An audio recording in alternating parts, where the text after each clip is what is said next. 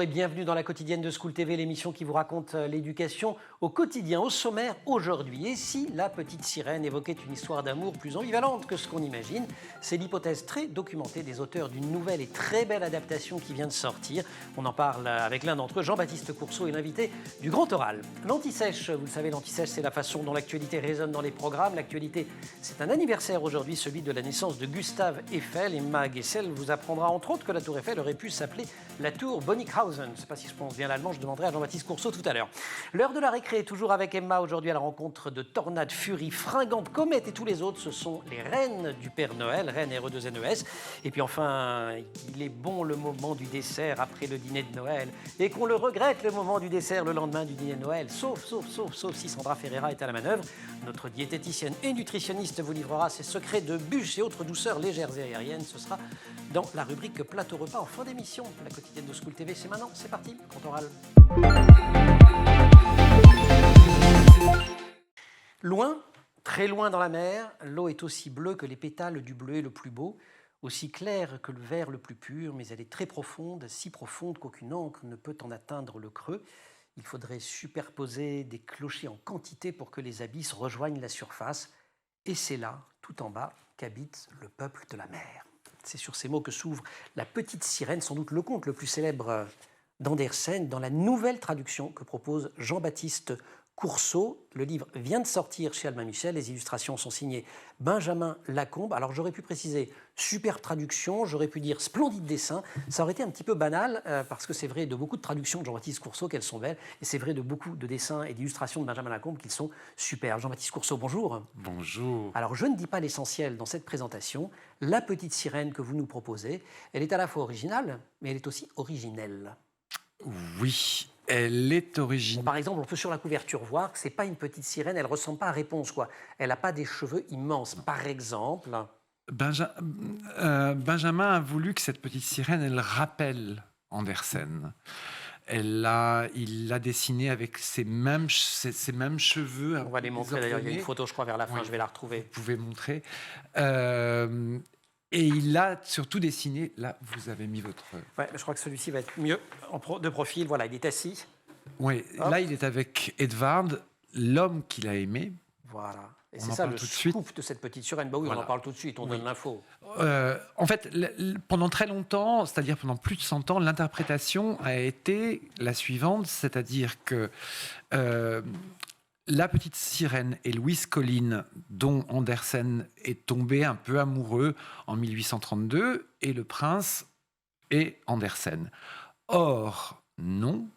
Le prince n'est autre que Edvard Colline, le frère de Louise, dont Andersen est tombé éperdument amoureux à partir de 1834-1835. La petite sirène, la princesse qui épouse le prince dans le conte est Henriette, femme qu'il va épouser. Donc Edvard en 1836, au grand désarroi, enfin pas plus que désarroi, au désespoir d'Andersen. Au désespoir, puisque Andersen n'est non seulement pas invité aux noces, parce que la famille Colline sait qu'il va faire un scandale, mais la date lui est cachée. Et Edvard et Henriette se marient donc le 10 août, jour auquel Andersen commence l'écriture de La Petite Sirène. Et donc cette fameuse petite sirène, c'est lui. C'est l'histoire d'un amour empêché, contrarié, empêché parce qu'Edvard ne l'aime pas. Edvard aime les femmes, tout simplement. Il aime sa Henriette. Et Andersen est terrassé par cet amour qui ne lui est pas restitué, qui n'est pas réciproque. Tout ça, des lettres en témoignent. Vous reproduisez un certain nombre de ces lettres en fin d'ouvrage, des lettres d'Andersen qui sont des superbes lettres. Oui. Et qui ne laissent planer aucune ambiguïté pour celles et ceux qui si vous voulez, voudraient jeter une sorte de voile de pudeur sur tout ça. Mais c'est l'ennui, c'est justement ça, c'est que ce voile de pudeur a été jeté pendant plus de 100 ans, où les commentateurs, les universitaires, les fameux andersianistes, comme on les appelle, ont toujours dit non, on a la lettre qui prouve que...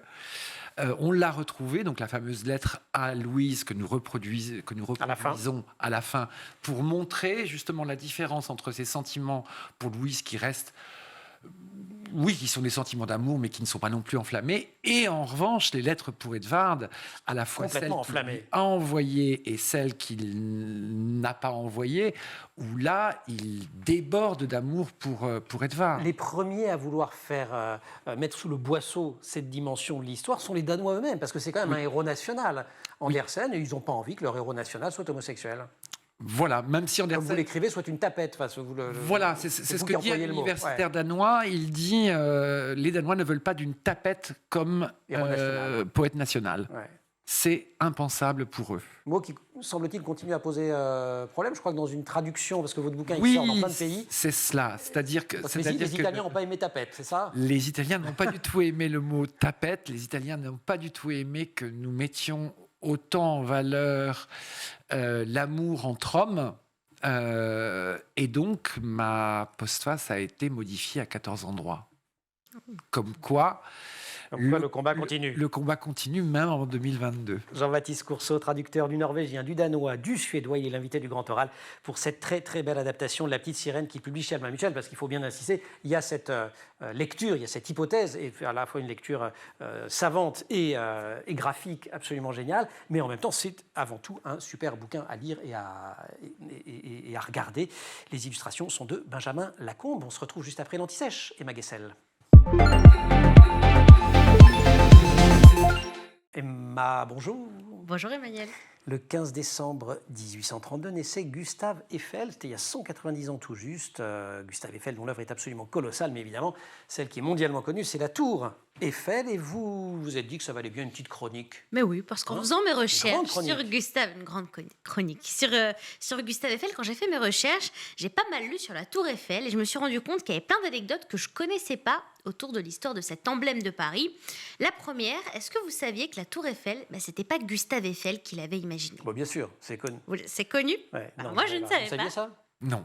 Bon. Et en fait, on sait que Gustave Eiffel a présenté pour la première fois sa tour à l'occasion de l'exposition universelle de Paris. 1889, ça on sait. Ouais. Mais pour cela, il s'est entouré d'ingénieurs à qui, en fait, il a demandé de travailler sur un projet à présenter.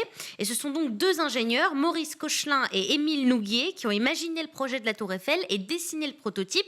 Et là, on se dit, il a au moins dessiné la forme. Mais non, pas du tout. La forme de la tour Eiffel a été dessinée par Stephen Sauvestre, un architecte. Eiffel a donc uniquement racheté les brevets des ingénieurs. Mazette, bon, enfin, il a quand même largement contribué à faire connaître cette œuvre. Bien sûr, je vous raconte là une anecdote, mais après avoir pensé, imaginé le projet, encore faut-il savoir à qui le montrer et à qui le vendre. Et c'est là qu'on doit beaucoup à Eiffel, parce qu'il était très introduit dans les milieux politiques et industriels de l'époque. Et c'est lui qui a permis de faire construire le bâtiment, c'est aussi lui qui l'a financé. Et c'est pour ça qu'on a nommé la tour Eiffel la tour Eiffel. Et alors j'ai appris également en préparant cette émission qu'elle aurait pu ne pas s'appeler tour Eiffel, c'est ce que je disais en intro. Mais tour Bockhausen, comment on prononce ça? Absolument, parce que Bonnickhausen. Comment on dit alors? Bonnickhausen. Bonnickhausen, ja. Ah oh. Ja. Voilà, comme ça. En Allemagne, on l'appelle Gustave Eiffel. Bah oui, d'ailleurs. Voilà. C'est logique. Eiffel. Bon. En tout cas, c'était son nom de famille à l'origine, parce qu'il avait des origines allemandes.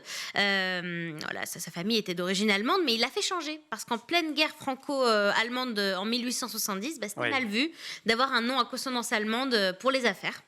Tour Eiffel, qui en revanche a toujours un lien avec l'Allemagne. Mais oui, parce qu'elle a énormément servi au moment des deux guerres mondiales. Lors de la première, 14-18, un espace souterrain de la tour servait de centre d'écoute des radios allemandes par l'armée française. Elles ont par exemple permis de recueillir des informations très importantes pour la bataille de la Marne, victoire française décisive dans le conflit. Et puis ensuite, pendant la Seconde Guerre mondiale, c'est l'Allemagne qui a occupé la tour Eiffel pour utiliser son antenne. Et après la libération de Paris, l'armée américaine en a même fait une boîte de nuit quelque temps. D'accord. Où ça, au premier étage? Au premier étage, ça tout à fait. C'était quoi cette histoire de sous-sol, de souterrain? Alors, il y avait donc il y a toujours d'ailleurs en dessous de la tour Eiffel un sous-sol, un bunker. Aujourd'hui, il sert de stockage pour les machineries de l'ascenseur, mais il y a aussi c'est aussi une pièce de stockage pour la livraison des produits utilisés par les restaurants de la tour Eiffel. Par exemple, le Jules Verne. Voilà, il y a même des plats qui sont faits là-bas. La tour Eiffel, on la connaît tous, mais l'œuvre de Gustave Eiffel, elle n'est pas réduite à la Dame de Fer. Il y a des dizaines d'œuvres d'Eiffel, et pas seulement en France, bien sûr. sûr. Bah, par exemple, la Statue de la Liberté. Liberté. Bien sûr, alors c'est l'œuvre de Bartholdi, on le sait, mais la L'intérieur, structure... c'est Eiffel. Voilà, tout à fait. Le moyen de la faire tenir, c'est bien le travail de Gustave Eiffel. On peut aussi citer l'Observatoire de Nice, magnifique, dont Gustave Eiffel crée la coupole. Et enfin, citons aussi la poste centrale de Saigon, au Vietnam, Très où belle. Gustave Eiffel a conçu la charpente métallique. Merci beaucoup, Emma, pour Merci cette à vous. chronique sur Monsieur Bonnickhausen. Ça y est, je l'ai. Bonnickhausen. ja. Wonighausen, ja. Guten, non, pas Sehr Guten Tag. gut. Ah, comment on dit Danke. Dankeschön. Danke Gerne. schön. Auf Wiedersehen, Emma. On se revoit en fait. Ouais, tout de auf suite. Wiedersehen. Super. Grand oral, ça je sais pas comment on dit. Jean-Baptiste Courceau. Depuis sa première traduction en 1999, Jean-Baptiste Courceau a publié plus de 150 livres, beaucoup pour la jeunesse, mais aussi beaucoup en littérature adulte. Il signe avec Benjamin Lacombe chez Albin Michel cette superbe petite sirène. Avant d'être traducteur, vous étiez journaliste? Oui. Et alors? Et C'était alors, comme métier? Parlez-nous-en, Emma et à moi, on voudrait savoir. non, à l'époque, je voulais être critique de littérature jeunesse. Ah oui, et, non, on comme gagne pas vous, bien sa vie. et comme vous le savez, confirme. Emmanuel, à l'époque, la littérature jeunesse avait une place très congrue dans les médias, Ça hélas. n'a pas beaucoup changé malheureusement. Et les éditeurs qui savaient que je parlais donc ces langues pour eux très exotiques. Comment vous les aviez apprises et pourquoi ces langues? Vous êtes d'origine... Ah non, moi je Du suis tout. de Sévrien, pur fromage de chèvre. D'accord. Mais en fait, j'ai une mère qui était institutrice et que j'ai eue en classe et qui faisait lire. Oui. Combien d'années d'analyse Nous allons- pour ça? Nous allons jeter un voile pudique sur cette question. Et elle faisait lire, ma mère faisait lire à ses enfants Le merveilleux voyage de Nils Holgersson. Ah, bah, qui est le grand classique de la littérature suédoise, si je ne me Oui, trompe. suédoise. Ouais. Et là, l'enfant que j'étais a eu ce qu'on appelle une émotion artistique, à tel point que j'ai voulu partir en Suède. Et je ne suis pas parti en Suède, heureusement. Je suis allé au Danemark. Après le bac, j'ai vécu 1 an là-bas. Mais c'est pas beaucoup plus dur le danois? Si, la prononciation est improbable du C'est danois. ça, ouais. Elle est vraiment improbable. Vous ne l'apprenez que sur place. Et après, j'ai fait des études de scandinave. Et Donc vous commencez par le danois qui est le plus dur, oui. et après, les autres... Et après, les 3 langues continentales scandinaves, donc danois, norvégien et suédois, se ressemblent. Ouais. C'est-à-dire Ils se comprennent entre eux. Ils s'entrecomprennent. S'ils veulent bien faire un effort, ils s'entrecomprennent. Et les Suédois refusent, évidemment, Oui, c'est ça. de comprendre leurs voisins, tout arrogants qu'ils sont. Et donc après, dans les années 90, j'ai changé de langue, j'ai appris le norvégien et c'est par le norvégien que je suis devenu traducteur. Et ensuite, je suis revenu au danois et maintenant, je traduis les deux invariablement. Quelles sont les difficultés particulières de traduction que vous rencontrez sur un texte comme La Petite Sirène d'Andersen? En dehors, j'imagine, du fait qu'on a tous une certaine musique, une certaine idée de La Petite Sirène. Mais, La première difficulté, c'était davantage une surprise. Vous savez, les contes d'Andersen ont cela de particulier que quand vous les lisez, vous avez vraiment l'impression qu'Andersen est à côté de vous et qu'il vous raconte son histoire dans votre oreille. C'est l'oralité. c'est une écriture très orale. Voilà, c'est l'oralité, c'est la marque de fabrique d'Andersen et c'est ce qui va faire, je pense, sa postérité et sa fortune. Or, La Petite Sirène, ça n'est pas du tout ça. Au contraire, C'est ça, c'est très écrit. c'est très écrit, il y a énormément d'adjectifs, c'est très écrit, très décrit. Et je pense, ça c'est une de mes lectures, je pense que en choisissant cette foison d'adjectifs, il voulait nous montrer quelque chose et en nous montrant quelque chose, il voulait nous cacher autre chose. C'est la théorie de Michel Foucault. Vous savez, plus je montre, Plus je cache. plus je cache, plus je dis, plus moi je révèle. Et là, inversement. C'est au cœur Et de la thèse dont on parlait dans la première partie de l'émission. Voilà. Et je Plus pense dis que c'est cet ce qu'il a amour, fait. pour cette créature, j'allais dire amour hétérosexuel, en tout cas pour une créature qui ressemble quand même beaucoup à une femme, même si c'est une sirène. Oui, Et en fait, il cache les véritables sentiments qui sont les siens. exactement. Et ça, vous pensez qu'on le retrouve même dans son écriture? Je pense que oui, je pense même si c'est un conte des débuts puisque c'est le 7e de toute la série, ouais. de sa grande œuvre, mais il n'empêche qu'elle est très différente par son style. Et se détache de tous les autres. Il faut être fidèle avant tout à quelle langue quand on est traducteur? La langue de départ, là en l'espèce le danois, ou la langue d'arrivée, en l'espèce le français? Vous allez me dire les deux, mais enfin bon, c'est ce qu'on dit Ouais, sur les traducteurs. Traditore, enfin, traduttore, traditore en italien. Le traducteur est un traître, il trahit. Oui, mais oui. Eh oui, bon, on pourrait bien sortir celle-ci, on la sort à chaque fois. Là, la difficulté, c'était, je pense, de restituer il y a dans cette langue de la petite sirène une certaine rugosité que je voulais absolument restituer. Ce montrer caché dont je vous parlais à l'instant, qu'il était essentiel de montrer. En même temps, il fallait veiller à ce qu'elle ait une certaine fraîcheur contemporaine, c'est-à-dire qu'elle ne paraisse pas surannée, voire désuète par rapport aux Français d'aujourd'hui.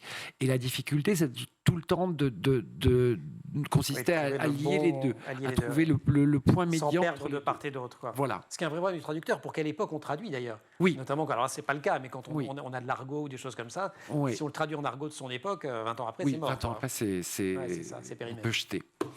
Je pèse les mots et surtout ceux qui sont biffés, car ce sont le plus souvent ceux qui tombent droit du cœur jusque dans la plume. Je cite Andersen, traduit par Jean-Baptiste Coursault, et ces mots biffés, vous les avez rétablis à la fin de La Petite Sirène. Je peux en donner lecture. Oui, s'il vous plaît. Je fais ça absolument. après la récré. Je vais faire ça après la récré. On va le faire après la récré. Vous allez voir, on va faire une transition. La récré et de Maguessel.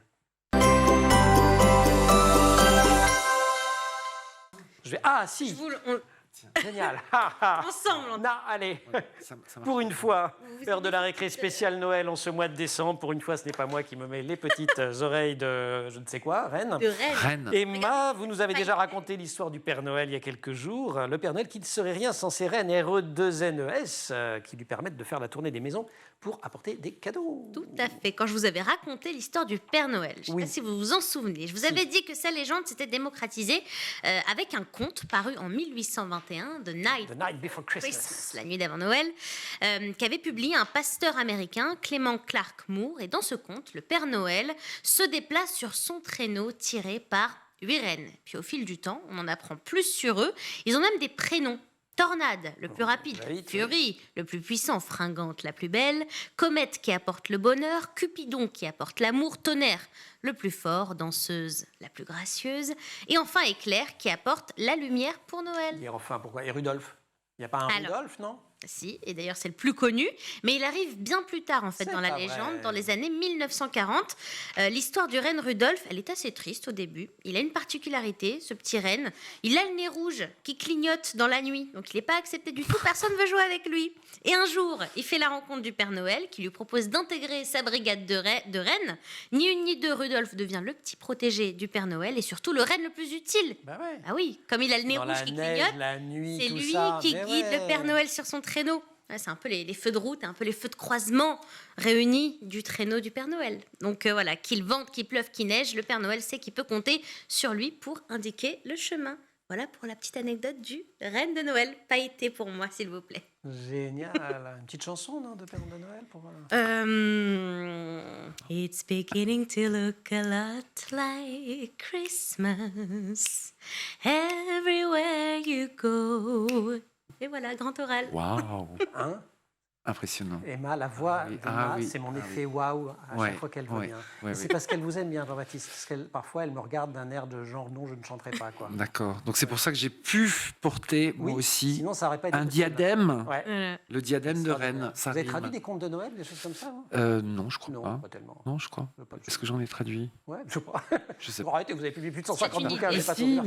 Alors... une histoire très triste, Stargate, qui vient, c'est pour les adultes, qui vient de sortir au Mercure de France. Ah bah alors. Sur deux petites filles, il y en a une qui a 16 ans et l'autre qui en a 8. Elles vivent avec un père alcoolique qui doit s'occuper de mettre des sapins de Noël, bref, et le père est trop alcoolique, donc c'est la grande qui va s'en occuper. Et donc ça, c'est une histoire à la fois plus jamais de contes de Noël, c'est une histoire un peu à la Dickens, mais qui se passe dans un Oslo qui est pas du tout riche mais pauvre. D'accord, voilà. Super. Au Mercure de France. D'autres étoiles. D'autres étoiles. Beau titre. Beau titre. Grand oral, merci beaucoup Emma. Merci. Jean-Baptiste Coursault. Merci Emma. Parmi les indices importants dans cette petite sirène, du fait qu'il y a un autre sens que le sens qu'on a voulu donner à cette petite sirène pendant longtemps, souvenez-vous que la personne à laquelle je tiens vraiment, je pèse ces mots, et surtout ceux qui sont biffés, car ce sont ceux le plus souvent qui tombent droit du cœur jusque dans la plume. Ça, c'est ce qu'écrit Andersen à Edvard Collins, dont il est amoureux. Et il a biffé 2 fois. Donc, s'il nous dit qu'il faut regarder ce qui est biffé, c'est que c'est ça qui compte. La fin de la petite sirène. Vous ne pouviez pas la lire jusqu'à présent. Maintenant, vous pouvez la lire dans le superbe album chez Albin Michel de Benjamin Lacombe et Jean-Baptiste Coursault. Quant à moi, je m'efforcerai de gagner une âme immortelle, dit la petite sirène. Je serai dans l'autre monde réuni avec lui, à qui j'ai donné tout mon amour. Et le prince est biffé. Donc, ça, c'est extrêmement important. Je volerai dans les maisons des riches et des pauvres. Je flotterai invisible dans la pièce où sont assis les enfants. Les plus gentils d'entre eux que je rencontrerai abrégeront mon épreuve. Oui. Ouais. C'est pas joyeux. C'est non. Tout dépend. Tout dépend comment on le lit. Tout dépend comment on le lit et comment on le conçoit. En fait, n'oublions pas ce qui est arrivé à la petite sirène. Elle a pris énormément de risques. Elle a affronté les tourbillons, ces bestioles qui sont autour de la sorcière pour avoir le droit de devenir une femme. Elle a au passage perdu sa voix. Elle est incapable de s'exprimer. Oui, parce qu'elle a fait un deal. Oui, la sorcière lui dit d'accord, voilà. Tu pourras, mais tu te tais. Mais tu me donnes ta voix parce que c'est la plus belle. Elle arrive là-bas, elle a sauvé le prince, donc avant, mais le prince ne la reconnaît pas. Le prince lui donne un coussin pour qu'elle dorme devant sa porte, sur un coussin. Il la transforme en homme. Ça aussi, c'est pas anodin. C'est pas anodin. Avec une scène superbe qu'Andersen a supprimée aussi. Elle est donc sans voix. Quand elle marche, elle a l'impression que des couteaux lui lacèrent les pieds. Et pour rester une femme, pour rester un être humain, elle doit conquérir l'amour du prince et elle n'y arrive pas. Suite à quoi, elle doit mourir. Bon. Et Andersen avait donc prévu cette fin que vous venez de lire et il l'a supprimée. Pourquoi est-ce qu'il l'a supprimée ? Il a d'abord supprimé le prince. Ouais, mais lui à la place. Donc, ça signifie qu'il raye le prince de cette fin et de son conte. Le prince n'a plus d'existence. Et en supprimant le prince et en supprimant cette fin où la petite sirène reprend la parole, en fait, Andersen empêche qu'on reconnaisse cet amour qu'il avait pour Edvard Collins. Edvard Collins. On est encore dans ce que vous disiez, il brouille les pistes. Il brouille les pistes. Cacher ce qu'on veut dire et dire ce qu'on veut cacher. Voilà, en somme. C'est-à-dire que même cette analyse que je livre dans cette postface, une lecture biographique, même celle-ci, Andersen l'invalide. Si bien qu'on en revient automatiquement à l'analyse littéraire. Et alors là, vous pouvez lire La Petite Sirène de toutes les façons. Comme on veut. Enfin, comme on veut, j'exagère un peu, mais en tout cas, oui, c'est très riche. Voilà. Jean-Baptiste Coursault, merci beaucoup. C'est moi redécouvrir ce monument de la littérature scandinave, de la littérature danoise, de la littérature univers tout court d'ailleurs, parce que je pense que c'est lu dans le monde entier. Dans combien de pays elle sort, cette version ? Une vingtaine, c'est ça ? Oui, je pense, oui. Voilà. Avec tout l'appareil, les lettres d'amour. Et ces sublimes illustrations de Benjamin Lacombe. Vous savez que ça, on en parlait la semaine dernière, puisque ça a tapé dans l'œil aussi de Céline Luton, notre libraire et chroniqueuse, qui a adoré. Emma, merci beaucoup. C'est bien, vous le gardez jusqu'à la fin de l'émission. Oh, d'accord, super. Vous restez avec nous, on va accueillir Sandra Ferreira, c'est la rubrique Plateau Repas. Très volontiers, on va se goberger, vous allez voir, ça va être formidable. Merveilleux. Plateau Repas, c'est notre rendez-vous hebdomadaire avec Sandra Ferreira, notre nutritionniste et diététicienne. Bonjour. Bonjour Emmanuel. On va parler de Noël. Ah oui. Voilà. Alors vous aimez vivre dangereusement, vous êtes nutritionniste, diététicienne, et vous allez nous parler bûche de Noël. Eh oui. On va faire une indigestion après un repas, parce que d'ailleurs on a mangé, alors sauf si on vous a écouté la semaine dernière, mais sinon on a mangé un peu gras et consistant. Mais il y a quand même quelques petites recettes légères qui permettent de ne pas se priver de ce dessert absolument indispensable. Déjà, la bûche tradie, elle est faite comment ? Pourquoi c'est traditionnelle, en fait, c'est une génoise. La crème avec un peu de crème, quoi. Un biscuit avec une crème au beurre. Ça, c'est important de le dire, qui va être imbibé effectivement quelque chose, c'est parfumé. Voilà. D'accord. Et la génoise, il y a quoi, du beurre, voilà, des œufs? le biscuit roulé, c'est une génoise avec des œufs, avec de la farine, du sucre, c'est imbibé de sirop. Bon, là, jusque-là, on va dire ça va. Il faut bien quand même qu'il y ait une base pour le un dessert. Peu sucré, c'est un dessert. C'est un dessert. La crème au beurre contient du beurre, beaucoup de beurre, et c'est là où ça va poser problème, du sucre, des jaunes d'œufs, et les parfums ajoutés, ça peut être extrait de café, de chocolat, marron, des alcools verts, praliné, ça c'est délicieux. Tous ces ingrédients ravissent vos papilles et les papilles d'Emmanuel et les papilles des enfants, on est bien d'accord. Et c'est très bien, on arrête la chronique maintenant. Et on arrête, voilà. Mais voilà, tous on mange des bûches de Noël. Sauf que c'est un petit peu lourd. Alors, c'est pas très grave que ça soit lourd en soi, sauf que le tout cumulé, ça commence à faire beaucoup pour la digestion surtout, sans parler du poids. Une part de 50 grammes, c'est-à-dire à peu près 3 cm d'épaisseur, une petite part, quoi. C'est 3 morceaux de sucre et 2 cuillères à café d'huile, mine de rien, donc c'est quand même pas rien du tout. Donc tu m'en donneras juste une lichette, ça fait déjà... ça fait déjà un morceau et demi de sucre et une cuillère à café d'huile, voilà. C'est quand même déjà pas mal. Alors il y a des recettes de bûches légères, il n'y en a pas beaucoup. Non, il y en a pas. Et donc votre suggestion, c'est de transformer des desserts qu'on mange habituellement en desserts de Noël, en fait. Exactement. On upgrade. Exactement. On upgrade, je sais pas comment on dit. Oui, on upgrade. Ouais, voilà. L'omelette norvégienne, moi, c'est ça que je vous propose. Vous connaissez? Oui. Attends. Non, en fait, j'ai fait exprès. Mais oui, bien sûr. Invité, n'est-ce pas? Donc, l'omelette norvégienne. Il y a l'esprit de Noël et il y a l'esprit de l'émission. C'est ça. Alors on y va. L'omelette qui est une glace, qui est mêlée à une génoise, qui est recouverte de meringue flambée. C'est un chaud-froid, ça se laisse manger tout seul. Si vous avez un petit doute, je vous dis tout de suite, donc la petite recette, c'est la génoise. On va mettre dedans, alors la génoise, on va l'imbiber en un petit sirop de fraise, par exemple. Il y a plusieurs recettes. On va mettre la glace vanille ou un sorbet fraise, si on veut vraiment être dans du léger. Les blancs en neige, mais c'est que des blancs, c'est pas très calorique. On les monte en neige, on les met dessus. En gros, je vous le dis vraiment pour résumer, on passe tout ça au four 7 minutes seulement.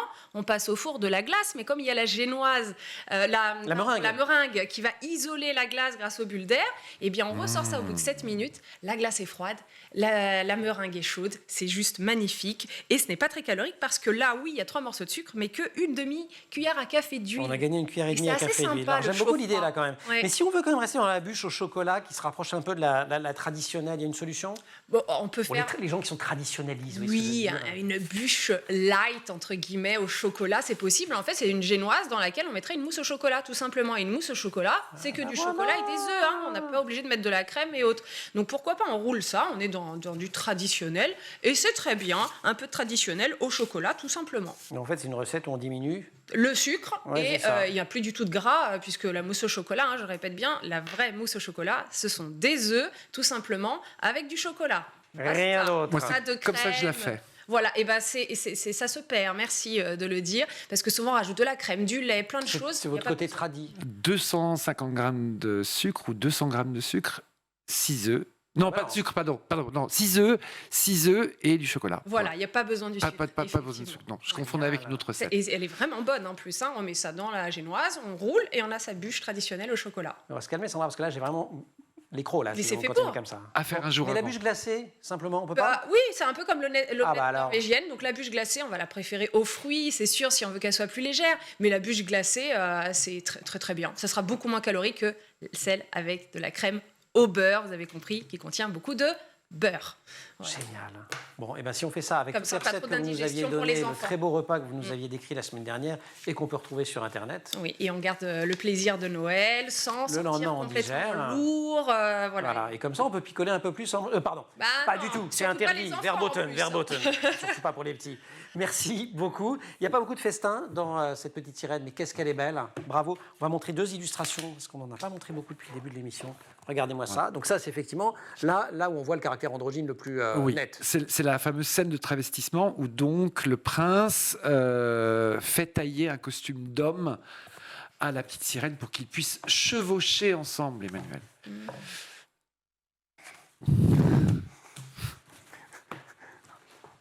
Chevaucher. Vous voyez où nous... Je vois ce qu'on chevauche. Vous voyez ce qu'on chevauche. Et là, il y a une très belle image aussi à la fin. Et c'est double sens dans les contes à part ça. C'est quand même pour les adultes et pour les enfants. Parce que cette... ça, c'est quand elle le sauve. Oui. Cette fameuse scène de travestissement, personne n'en parle. Jamais. Et elle n'a jamais été dessinée. Et Benjamin est le premier à le faire. La petite sirène a toujours été représentée dans une féminité, on pourrait dire extrême. Ah oui, parce qu'elle a les cheveux longs, elle est les cheveux longs, elle est toujours très, une poitrine un peu très voluptueuse, oui, c'est ça, voilà. hyper mince, selon les modes d'attrait féminin. Et la représentation voilà. inédite, unique, originale et originelle, disais-je en début d'émission. Oui. Merci beaucoup Jean-Baptiste de nous avoir rendu visite. Vous lisez Benjamin Lacombe, Jean-Baptiste Courceau, La Petite Sirène. Merci beaucoup Sandra, grâce à vous on va se régaler pendant toutes les fêtes de Noël. Merci aussi à toute l'équipe, à Colline Hamel pour le maquillage, à Marine Plantec pour la préparation de l'émission et qui aujourd'hui en régie était assistée par Édouard Degnaud. C'est Thibaut Goury-Lafont qui était responsable du son, Xavier Sanchez de la réalisation. Vous restez sur School TV et vous nous retrouvez nous en permanence sur Internet et sur les réseaux sociaux.